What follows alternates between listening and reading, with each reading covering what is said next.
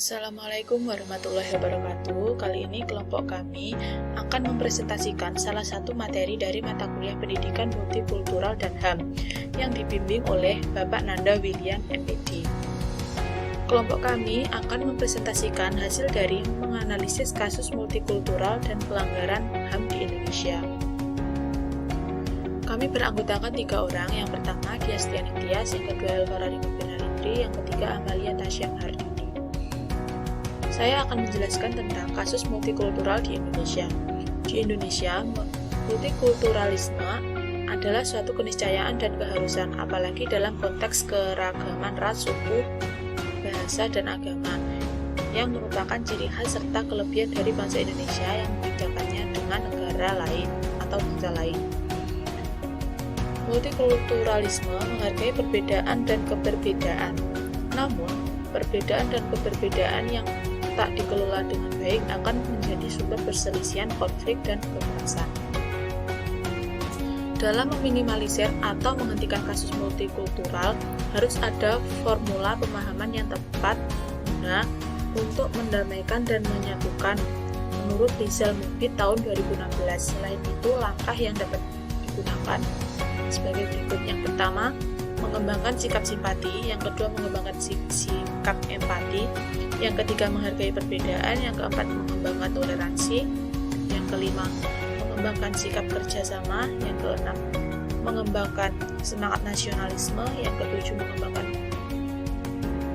pendidikan multikultural, dan yang kedelapan menerapkan sikap inklusif.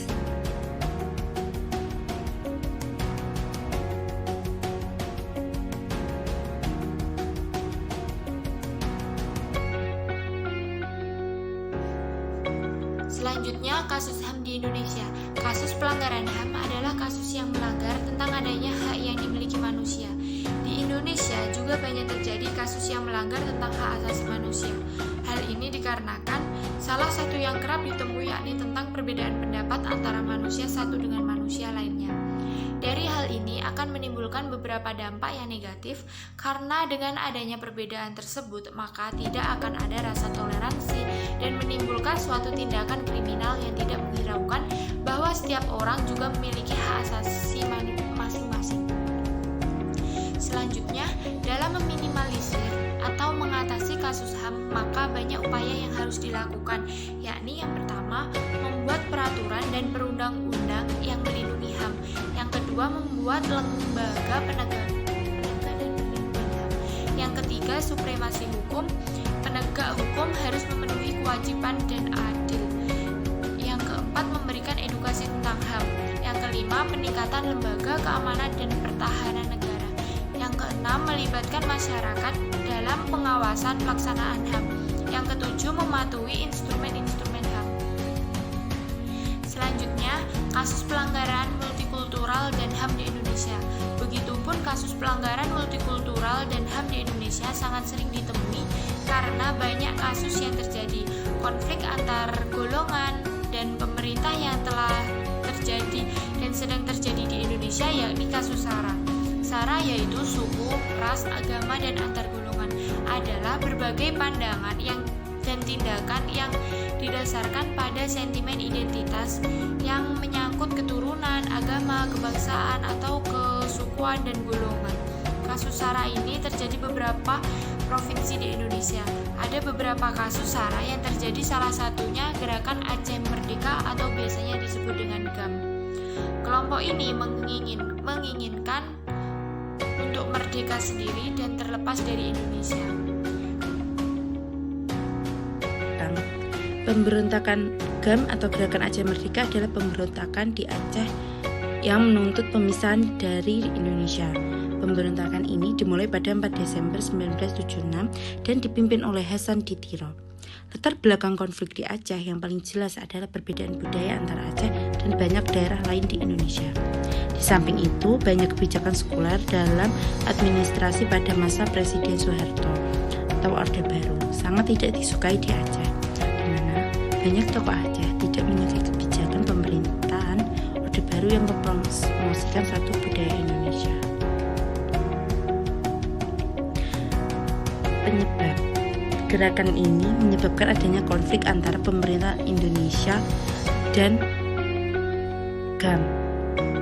Indonesia didukung oleh Amerika Serikat, sedangkan GAM didukung oleh Swedia, Organisasi Papua Merdeka, dan Arab Libya Jamaahiriyah.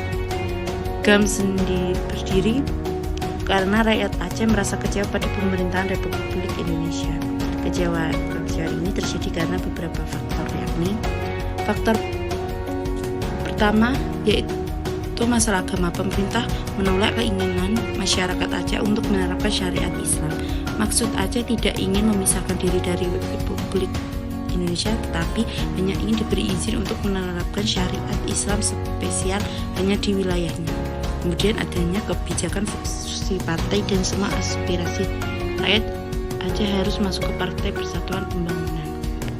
Faktor kedua yaitu tidak adanya pemerintah pada masyarakat Aceh atas bagi hasil pengelolaan sumber daya alam yang diambil dari Aceh. Eksplorasi sumber daya alam di Aceh memang memberikan keuntungan yang sangat banyak, bahkan Hasan Sitira menganggap para orang Jawa neokolonialis karena sudah mengeksploitasi kekayaan alam di Aceh tanpa mempedulikan penduduk asli Aceh.